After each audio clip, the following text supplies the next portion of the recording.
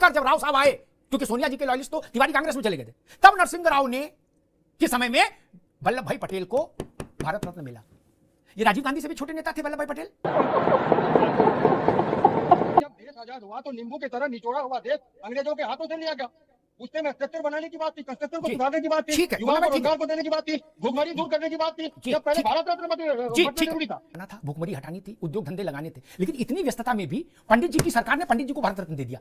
नेहरू जी ने खुद को खुद नॉमिनेट कर दिया। बोलो सियावर रामचंद्र की जय। इंदिरा जी ने यह काम अपने लिए कर दिया, भूखमरी मिटाने थे देश की, लेकिन भूखमरी तो तब मिटेगी जब हमें भारत रत्न मिलेगा। बोले अम्बेडकर को, बोले आज टाइम है, ये टाइम है अम्बेडकर भारत रत्न की चर्चा करने का। बोले राजीव गांधी क्यों दे दिया? अरे बोले राजीव जी की बात अलग है, अब अम्बेडकर राजीव जी की बराबरी करेंगे। गजब बात करते हो, कितना प्रणाम किया जाए, वो कैसे प्रणाम किया जाए प्रभु? खुद भारत रत्न अपने गले में डाल रहे हो तो भारत में उद्योग धंधा बढ़ रहा है, और पूछ रहे अम्बेडकर को क्यों नहीं दिया, तो बोले उद्योग धंधा कम कराना चाहते हो। गजब बात है। हम बाय चांस नहीं, हम इस देश में बाय चॉइस है। 47 में हमें कहा गया क्या पाकिस्तान जाओगे या हिंदुस्तान में रहोगे? हमने कहा हिंदुस्तान को हमने लहू से थी। अब उन मुसलमानों की तुलना, उन पाकिस्तानी मुसलमानों की तुलना हम हिंदुस्तानी मुसलमानों से करते हो। बेटा भग मत जइयो कि जिन्होंने जिन्ना को कंधे पर बैठाकर जिंदाबाद का नारा बुलंद किया, वो पाकिस्तान के बन जाने के बाद बनवाने में सबसे आगे रहे, उसके बाद गए नहीं। क्यों? वोटिंग की आपने जिन्ना के लिए, 90% मुसलमानों का वोट जिन्ना के लिए हुआ। भारत विभाजन पर में जिन्ना को कंधे पर बैठाकर घुमाया। आज देश सरदार वल्लभ भाई पटेल की 150वीं जयंती मना रहा है, लेकिन इस अवसर पर राजनीति का नया विवाद सामने आया है। कांग्रेस अध्यक्ष मल्लिकार्जुन खड़गे ने मांग की है कि राष्ट्रीय स्वयंसेवक संघ यानी आरएसएस पर प्रतिबंध लगाया जाए। खड़गे की इस बात का समर्थन समाजवादी पार्टी के अध्यक्ष अखिलेश यादव ने भी किया। उन्होंने कहा, खड़गे जी सही कह रहे हैं, आरएसएस को तुरंत बंद करो। इतिहास गवाह है कि जब जब आरएसएस पर प्रतिबंध लगा, अदालतों ने सरकारों के फैसले को रद्द कर दिया। चाहे नेहरू की सरकार हो, इंदिरा गांधी का दौर हो या 1992 की अयोध्या घटना के बाद नरसिम्हा राव सरकार, हर बार अदालत ने कहा कि संघ के खिलाफ कोई सबूत नहीं है। आज प्रधानमंत्री मोदी के नेतृत्व में सरदार पटेल को वो सम्मान मिल रहा है जिसके वे हकदार थे। राष्ट्रीय एकता दिवस अब गणतंत्र दिवस जितना बड़ा आयोजन बन चुका है। पटेल को भारत रत्न मिलने में 41 साल लग गए थे, लेकिन आज देश उन्हें लौह पुरुष के रूप में सच्चा सम्मान दे रहा है। ऐसे समय में कांग्रेस और सपा का संघ पर बैन लगाने का बयान बहुत निंदनीय है। आज की डिबेट में पत्रकार अमिताभ अग्निहोत्री जी ने कांग्रेस प्रवक्ता मुन्ना खान को बहुत बुरी तरह से धोया है। तो चलिए शुरू करते। सरदार वल्लभ भाई पटेल की 150वीं जयंती और उस दिन राष्ट्रीय स्वयंसेवक संघ को फिर से प्रतिबंधित करने की मांग। कांग्रेस हाईकमान ने ये मुहूर्त क्यों निकाला वो वही जाने, लेकिन कांग्रेस अध्यक्ष खड़गे जी ने मांग उठा दी कि आरएसएस को फिर से प्रतिबंधित करो, बैन करो आरएसएस को। और उनकी मांग के समर्थन में समाजवादी पार्टी के मुखिया अखिलेश जी आ गए। उनने कहा, हाँ बिल्कुल खड़गे जी सही कह रहे, तुरंत बंद करो आरएसएस को। कांग्रेस कह रही है कि सरदार वल्लभ भाई पटेल ने संघ को प्रतिबंधित किया था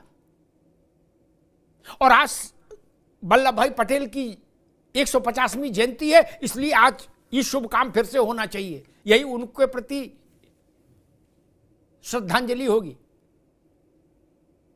गजब तर्क है, गजब बात है। जनता माफ नहीं करेगी।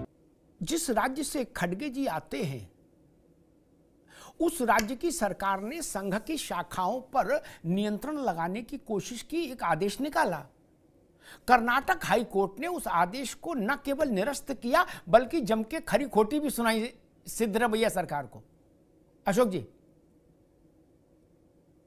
तो ये तो अभी 4 दिन की बात है, 4 दिन पहले की बात है, पुरानी बात ज्यादा नहीं कि पटेल के गांधी जी की हत्या के समय बैन लगा था ना। ये तो 4 दिन की बात है। जिस घर में खड़गे जी आते हैं जहां से, वहीं का ये मसला था।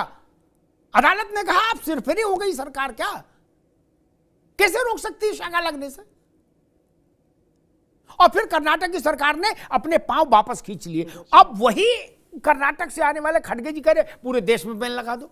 मजा आया। और मैं ये जो मजा है, मुन्ना खान साहब, 2 बड़े चेहरे भारत की स्वतंत्रता आंदोलन के, जिसमें एक चेहरा महात्मा गांधी से छोटा तो कहीं नहीं, बराबर कह ले बड़ा कह ले, डॉक्टर भीमराव अंबेडकर। क्योंकि भारत में उतनी बड़ी आबादी किसी की पूजा नहीं करती, किसी की नहीं।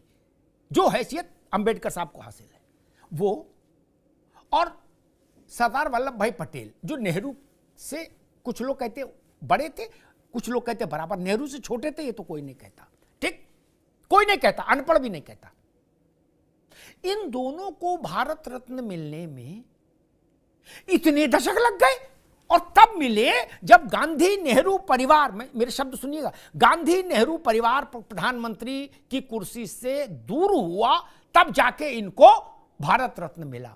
विश्वनाथ प्रताप की सरकार आई जिसको भारतीय जनता पार्टी का समर्थन था, उसने बाबा साहब को दिया, और नरसिंह राव की सरकार जब आई गांधी परिवार से लड़कर, तिवारी कांग्रेस का संकट झेलकर जब राव साहब आए, क्योंकि सोनिया जी के लॉयलिस्ट तो तिवारी कांग्रेस में चले गए थे, तब नरसिंह राव ने के समय में वल्लभ भाई पटेल को भारत रत्न मिला। ये राजीव गांधी से भी छोटे नेता थे Vallabhbhai Patel. You are a good question. देखिए, जो आज का आपका मुद्दा है वो आरएसएस के बैंड पे मुद्दा है, और आरएसएस की विचारधारा पे मुद्दा है, और आरएसएस के कथनी और करनी के ऊपर आज डिबेट है आपकी। कौन बड़े थे कौन छोटे थे, ये समय या यथा स्थितिवश इन बातों पे नहीं है कि नेहरू बड़े थे या अंबेडकर छोटे थे, आज इन मुद्दों पे है ही नहीं। जिस तरीके से आज खड़गे साहब ने बयान दिया कि बैन होना चाहिए जी, तो खड़गे साहब पहले व्यक्ति नहीं है, उसके पीछे कई लंबी लाइनें हैं जो देश के प्रधानमंत्रियों ने कहा, देश के गृह मंत्री ने कहा, और आपने कहा कि आरएसएस पे बैन क्यों लगना चाहिए। आरएसएस पे बैन इसलिए लगना चाहिए क्योंकि आरएसएस की ही विचारधारा ने देश के महात्मा गांधी को मारने का काम किया, वो आरएसएस की विचारधारा थी। 164 दंगे देश में हुए, जो भीषण दंगे, उसमें कहीं ना कहीं आरएसएस इन्वॉल्व था।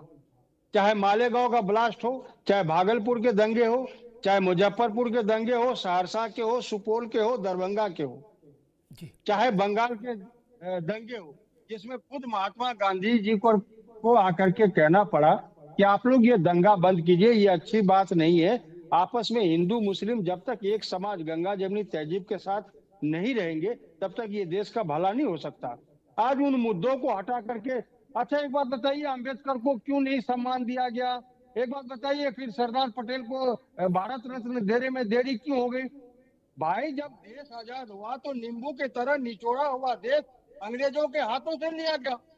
उसमें स्ट्रक्चर बनाने की बात थी, कंस्ट्रक्शन को सुधारने की बात थी, ठीक है, युवाओं को रोजगार को देने की बात थी, भूखमरी दूर करने की बात थी।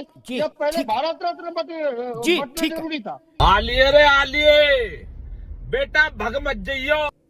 उनकी बात से मैं सहमत हूं, देश बनाना था, भूखमरी हटानी थी, उद्योग धंधे लगाने थे, लेकिन इतनी व्यस्तता में भी पंडित जी की सरकार ने पंडित जी को भारत रत्न दे दिया।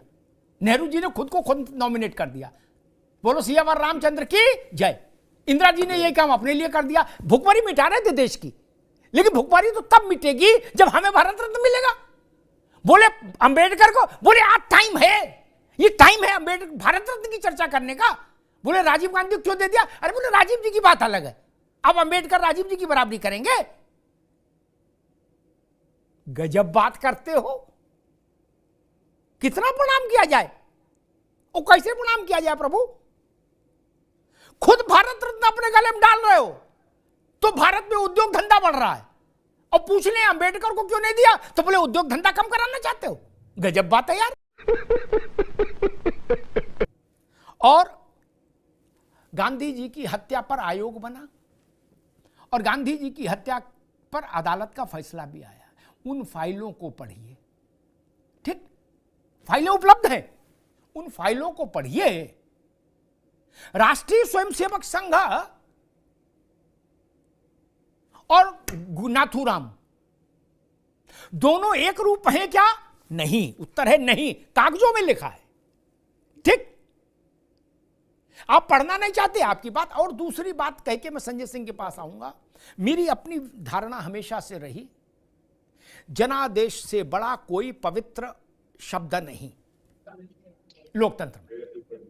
भारत के जनादेश से संघ के स्वयंसेवक देश के सबसे महत्वपूर्ण पदों पर है भाई। और कोई भी आदमी आएगा और कह देगा कि नहीं नहीं इन सबको बंद कर दो। कुर्बान को बोला ना चाइना से बोले कौन किनको? बोले जिनको 2%, 4%, 5% वोट मिल रहा इनको देश की कमान दे दो। क्यों क्यों भाई, ऐसा होगा क्या? नहीं। बोले जिसको देश ने वोट दिया उसको बाहर कर दो। बोले क्यों? बोले सेकुलर नहीं है। बोले आपको कितना वोट मिला? बोले हमको 5% वोट मिला। बोले हमको प्रधानमंत्री बनाओ। क्यों? बोले हमने अपना सर्टिफिकेट खुद ही प्रिंट से डाउनलोड किया सेकुलर का। ना बाबा ना, जनता आपको उस लायक समझेगी तो बैठाएगी, जब तक समझा तब तक। अमिताभ जी, हम बाय चांस नहीं, हम इस देश में बाय चॉइस हैं। 47 में हमें कहा गया कि आप पाकिस्तान जाओगे या हिंदुस्तान में रहोगे। हमने कहा कि हिंदुस्तान को हमने लहू से सींचा है और हमारी कब्रें यही बनेगी। और आज आप कह रहे हो कब वो मुसलमान, संजय भाई रुक जाओ। आप उन मुसलमानों की तुलना उन पाकिस्तानी मुसलमानों की तुलना हम हिंदुस्तानी मुसलमानों से करते हो और उनको श्रेय दे रहे हो जो अंग्रेजों की दलाली करते थे। अरे जनाब, 14,640 उलमाओं ने शहादत दी है इस देश को बचाने के लिए। बताइए संगी, इनके कितने लोग वहां पे शहीद हुए? बताइए दलाल कितने लोग इनके वहां दलाली कर रहे थे? संजय जी, क्या इन्होंने शहादत दी? क्या जी, उन्होंने जी। क्रांतिकारिता की नहीं की? पेंशन पे ठीक। पले नहीं पले? आप उस ठीक। कौम पे आवाज उठा रहे हो जो कौम ठीक। हमेशा से ठीक है। शहादत के लिए देश के लिए ठीक है आगे मुन्ना भाई, अब रुकना होगा। अभी बदत है भाई, अभी बदत है। एक बात जो मुन्ना भाई ने कही, संजय भाई आपके पास आ रहा हूं, उसमें एक तथ्य साफ हो जाना चाहिए, बिना किसी झिझक के साफ होना चाहिए।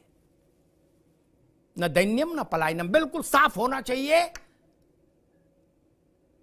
उनने कहा हम बाई चॉइस हैं, बाई चांस नहीं। ठीक बात है, मैं इस भाव का सम्मान करता हूं, लेकिन इसके साथ ये तथ्य भी सत्य है कि जिन्होंने जिन्ना को कंधे पर बैठाकर जिंदाबाद का नारा बुलंद किया, वो पाकिस्तान बन जाने के बाद बनवाने में सबसे आगे रहे, उसके बाद गए नहीं। क्यों? मैं नहीं बताऊंगा। वोटिंग की आपने जिन्ना के लिए, 90% मुसलमानों का वोट जिन्ना के लिए हुआ।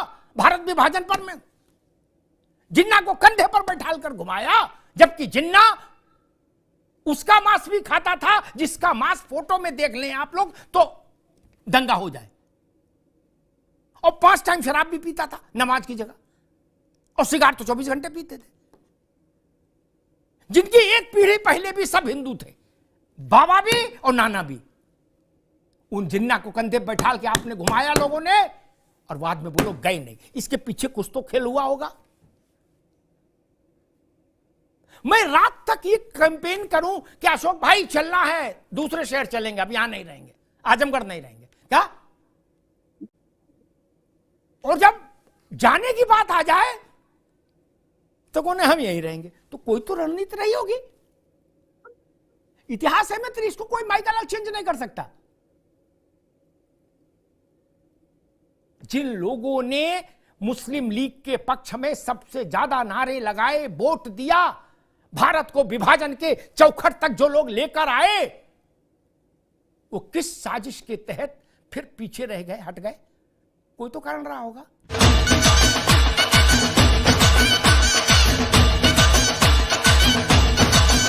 दोस्तों, अगर आपने पूरा वीडियो देखा है तो नीचे कमेंट्स में ज़रूर बताइए, आपके हिसाब से कांग्रेस के अध्यक्ष मल्लिकार्जुन खड़गे का बयान सही या गलत। और अगर वीडियो अच्छा लगा हो तो लाइक, शेयर और सब्सक्राइब करना मत भूलिएगा, क्योंकि ऐसे ही और ज़बरदस्त डिबेट्स हम लाते रहेंगे आपके लिए। मिलता हूं अगले वीडियो में, तब तक के लिए जय हिंद, जय भारत।